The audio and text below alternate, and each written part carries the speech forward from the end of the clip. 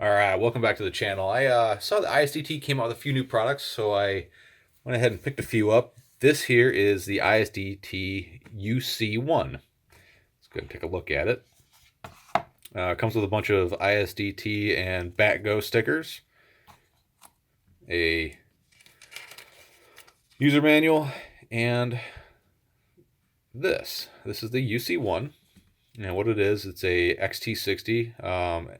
It runs from anywhere from 2 to 6S.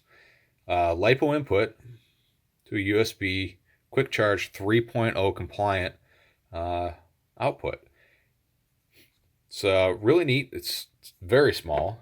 It's let's see, about 5 centimeters by 2 centimeters by about 15 centimeters, and it's fairly light. Nice aluminum housing. This would be a great little travel accessory. You know, if you're flying someplace with your drones, you know, you gotta carry your LiPos on the plane with you. Might as well have this, and you'll have power for your phone, your GoPro, and everything else for days if you've got this. Nice little feature about this is it does have a voltage cutoff where you can set up how many cell LiPo you're using, and it will automatically shut itself off depending on, you know, how many cells there are. And let's go ahead and see how that works.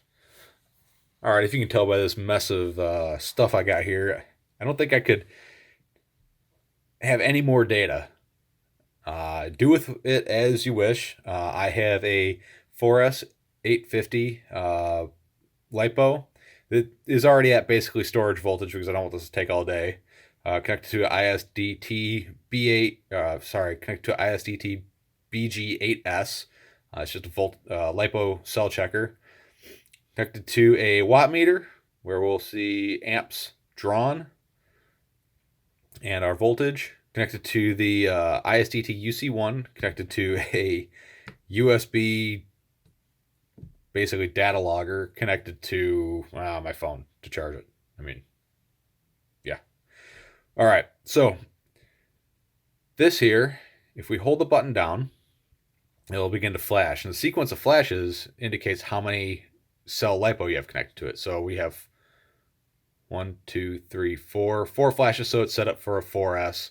If we wanted to make it a 5, we push the button, it'll flash 5 times, and so on and so forth. And once you get to what size LiPo you have, hold the button down again, it turns green. So here we go. We're going to go ahead and connect this, and we'll see what happens. And cue the time lapse.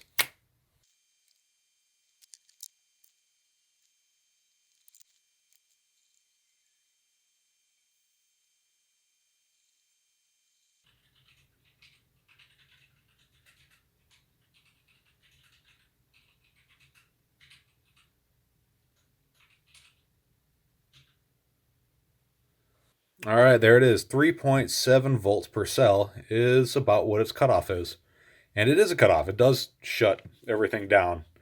It doesn't just give you a red light. The instructions do say that you need to stop there, otherwise it'll kill your internal battery, or your LiPo, but it does clearly shut everything down. This thing may draw a tiny bit of current, but as we can tell on the load meter, it's not enough for it to actually light up, like less than 0.01 amps. So yeah,